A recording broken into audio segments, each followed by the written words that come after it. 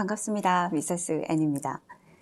지난 시간 동안 우리는 인정욕구의 장점과 단점, 그리고 인정욕구의 강박에서 벗어나기 위한 방법 두 가지 중에 인지된 기대를 적정 수준까지 이렇게 낮추는 것에 대해서 이야기를 했는데요.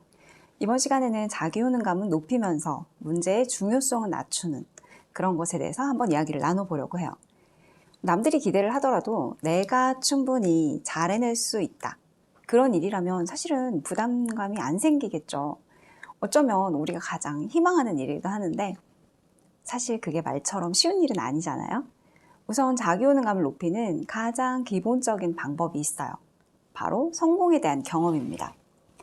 내가 어떤 시도를 하고 그만큼 성공률이 높아졌다면 당연히 우리는 걱정을 할 것도 없이 이번에도 당연히 잘해낼 거야 라는 자기 믿음을 갖게 되는 거죠. 이런 건 실제로 자신감으로 나타나기도 하고요. 그런데 가장 큰 문제는 우리는 이 방법이 가장 바람직하다는 건 알지만 실제로는 우리가 이렇게 성공만을 경험하면서 살 수는 없잖아요. 그래서 성공 경험만큼 중요한 게 바로 실패 경험입니다. 실패 경험이 왜 중요하느냐? 그거는 많은 사람들이 말을 했지만 실패를 성공의 밑거름으로 사용할 수 있기 때문이죠. 살면서 우리는 당연히 성공보다는 실패를 더 많이 경험하게 돼요. 그러니까 실패해서 무언가를 내가 얻어가는 방식, 이런 걸 반복한다면 당연히 배우는 것, 깨닫는 것들도 그만큼 더 많아지겠죠? 인생을 이렇게 길게 놓고 보면 반드시 사람은 실패 경험이 성공 경험보다 더 많을 수밖에 없어요. 그나마 이제 이 실패 경험을 조금 줄이고 성공 경험을 조금 더 늘리고 이렇게 하고 싶다면 결국은 우리가 해야 될 일은 내가 실패한 이후에 어떻게 행동하느냐, 어떻게 행동할 것인가를 배우면 아무래도 성공 경험이 조금이라도 더 많아질 수가 있겠죠. 이걸 배우기 가장 좋은 때가 사실은 어린 시절이에요.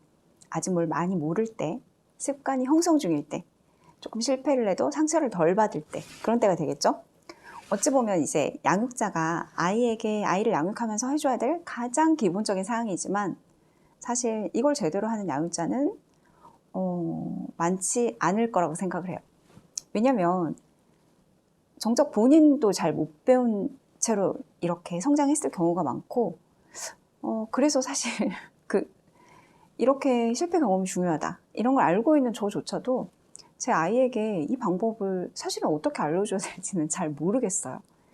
왜냐면 그게 저 스스로에게도 적용이 잘 안 되거든요. 그만큼 어려운 일이니까.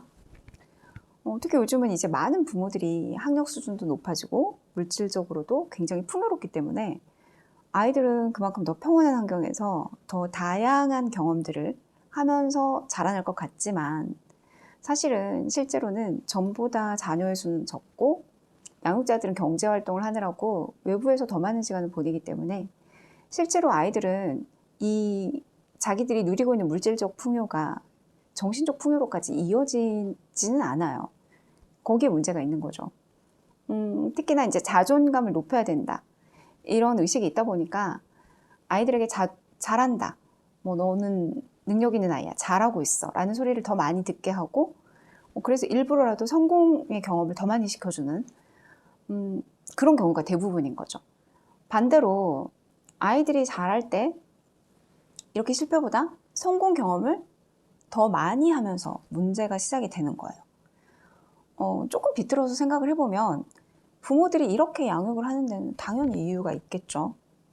그 이유는 우리 사회가 이렇게 하나의 파이를 어떤 식으로 나눠 가질 것인가 이런 걸 결정하는 제로섬 구조라고 생각하기 때문에 부모들이 그런 방식으로 양육을 하는 거죠. 어떻게 보면 실제로 이게 제로섬 구조라고 생각을 한다면 실패 경험에서 얻을 수 있는 건 아무것도 없는 게 맞습니다. 그게 맞아요. 내 몫이 아주 작거나 아예 없게 돼버리니까요. 이 나눠진 파이를 받느냐 받지 못하느냐 아니면 혹시라도 받게 되더라도 얼마나 받느냐 이 문제만 남는 거거든요. 하지만 우리가 알아야 될 것은 우리의 삶이 온통 제로섬 구조로만 되어 있지는 않다는 거죠. 그걸 깨닫기 위해서 우리가 해야 할 일은 딱 한 가지예요. 하나. 내 삶이 통째로 전부 다 제로성 구조 안으로 들어가지 못하도록 막는 거죠. 그 일정 부분은 제로성 구조가 해당이 될 수도 있겠지만 이게 내 삶의 전부, 통째로 다 제로성 구조 안으로 들어가서는 안 된다는 거예요. 그러기 위해서 해야 될 첫 번째가 바로 이런 실패에 대한 경험에서 자유로워지는 거예요.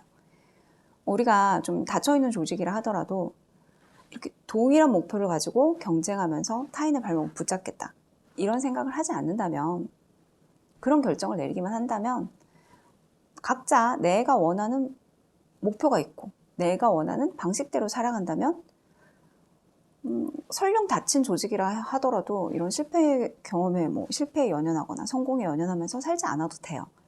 그런데 실제로는 우리가 그게 잘 안 돼서 내가 정한 목표가 아니라 사회가 정한 목표를 중심으로 일렬종대로 이렇게 쭉 줄을 서다 보니까 문제가 발생되는 거죠. 능력에 대한 어떤 칭송이 아니라 노력에 대한 칭찬, 노력을 했다는 것에 대한 칭찬, 이런 것들을 하게 되면 아이들이 자라면서부터 이제 분위기가 달라지겠죠. 그러니까 이야기 자체가 완전히 다른 이야기가 되는 거예요. 이쪽에 그냥 제로섬이 있고 이쪽에는 자발적인 속도를 가진 그 사람들만의 세계가 있는 거죠.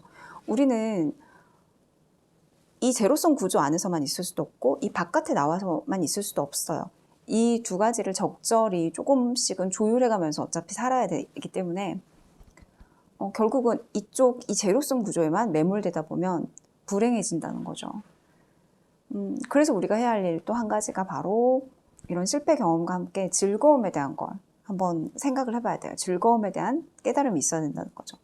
우리가 뭔가를 성취해서 얻는 그런 즐거움이 있잖아요. 성취하고 인정받아서 느끼는 그런 즐거움. 그렇지만 내가 꼭 성과를 내고 인정을 받아야만 이 즐거움이 생겨난다, 그건 아니에요.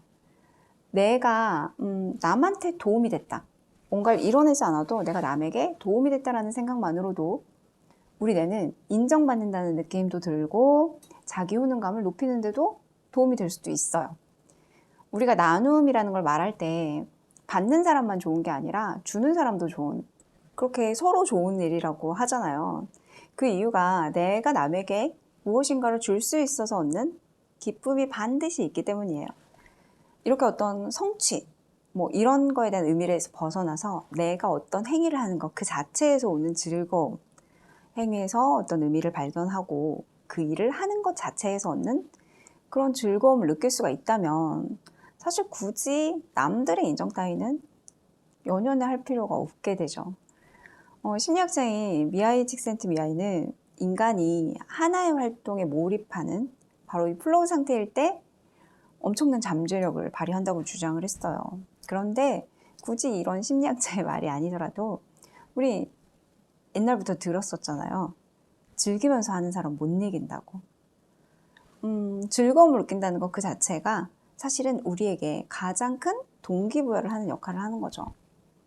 그런데 또 이 즐거움이라는 게 엄청난 일을 내가 엄청나게 의미 있는 어떤 것들을 해야 되느냐, 그런 몰입이어야 되느냐, 그건 아니에요. 우리가 꼭 어떤 대단한 일이 아니더라도 실제로 우리의 삶은, 우리 보통 인간들의 삶은, 보통 사람들의 삶은 자잘한 일들이 쌓이고 모여서 그런 게 시절이 되고 또 나를 이루는 자원이 되는 거 우린 알고 있잖아요. 그러니까 이제 인정 욕구를 이렇게 긍정적으로만 사용을 하고 인정 욕구가 괴물이 되는 일이 없도록, 인정 욕구에 매몰되는 일이 없도록 이렇게 하는 방법은 결국은 실패 경험이든 즐거움이든 결국은 그거 하나예요. 남의 잣대, 남의 기준이 아니라 나라는 사람의 나의 기준에 좀 집중을 해본다는 거죠.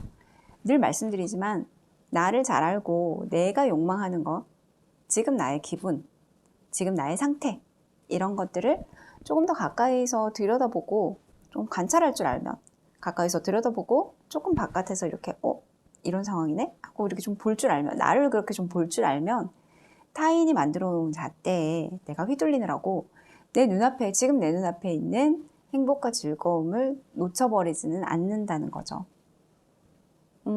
인정 욕구도 좋지만 남에게 인정을 받아서 우리가 어떤 무언가를 해내는 그런 기쁨도 있지만 일정 선이 되면, 일정 부분의 성취가 이루어지고 난 이후에는 나만의 속도로 나만의 목표를 향해서 걸어갈 수 있어야 한다는 거죠. 즐거운 마음으로.